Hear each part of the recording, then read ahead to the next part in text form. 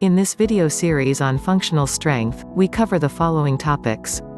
And, by the way, you can find the list in the description below. Video 1, What is functional strength? Video 2, The 7 primal movements. Video 3, Relax into stretch and foam rolling. Video 4, Functional strength training tools, kettlebells, Indian clubs and more. Video 5, Bodyweight training for strength to weight ratio. Video 6, Grip strength and overcoming isometrics. Video 7, HIIT, High intensity interval training. Video 8, Is there any place left for resistance machines? Video 9, CrossFit, the good, the bad, and the ugly, and Video 10, Diet for functional strength. Now here is Angus taking us through Is there any place left for resistance machines? As you can see, there's a new guard coming in when it comes to fitness, and the whole approach is different than it's ever been. More research and better education have taught us that you can't approach weight training simply by pumping iron until your muscles get bigger. You need to think about how it affects your physiology and your movement. So with all that in mind, the question is there any place left for traditional weightlifting? More specifically, is there any place left for resistance machines? Now, in case you're in the dark at this point, a resistance machine is essentially any piece of equipment that guides you through a workout. They often take up a large proportion of the gym and have more space dedicated to them than free weights, tragically. In most cases, they utilize some kind of pulley system in order to move weights around. You can see them in the background of this picture below the video screens.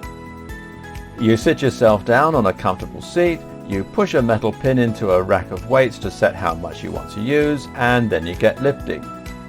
By pushing the handle, pulling the cable, or moving some kind of appendage, a hinge guides you through a very specific range of motion, and this then ensures that you train the target muscle. Now, if you've been paying attention, you should already be able to see what's wrong with this approach. This is the opposite of compound and the opposite of functional. This is even more isolated than a seated dumbbell curl.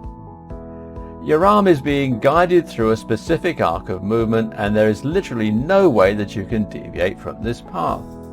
No other muscles are being used other than to brace you in the chair, and you don't even need to balance because you're not standing up. So this is useful, right? Actually, no. For starters, resistance machines, of course, have a place when it comes to teaching beginners to build muscle, as well as helping people who are recovering from injury. If you have a damaged back, then you might not be able to perform pull-ups or squats with a heavy weight.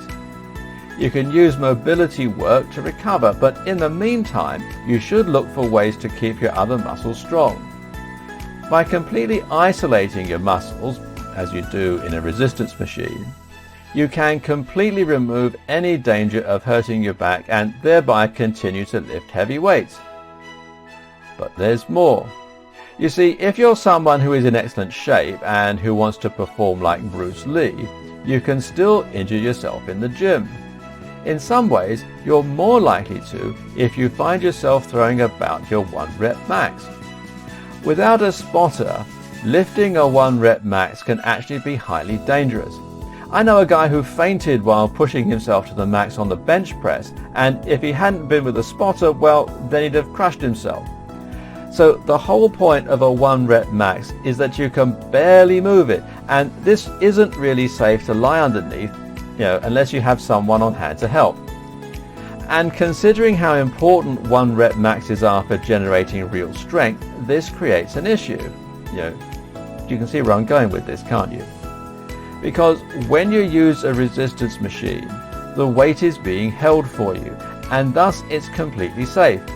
If you drop it, it has nowhere to fall, and of course you can easily increase and decrease it even during your sets and reps. This then also means you can perform overcoming isometrics with resistance machines. Just set it to a weight you can't move and heave. This can be used in conjunction with your compound movements at the end of a workout to strengthen your mind-muscle connection and to generally improve your raw strength. Performing overcoming isometrics isn't all you can do with resistance machines though. Another use for them is to vary your tempo. You see, our muscles are actually stronger in one direction than another. More specifically, they're stronger in the eccentric phase of the movement, which is the portion where your muscle lengthens, versus the concentric, which is when the muscle shortens. This is when you lower the weight in most cases.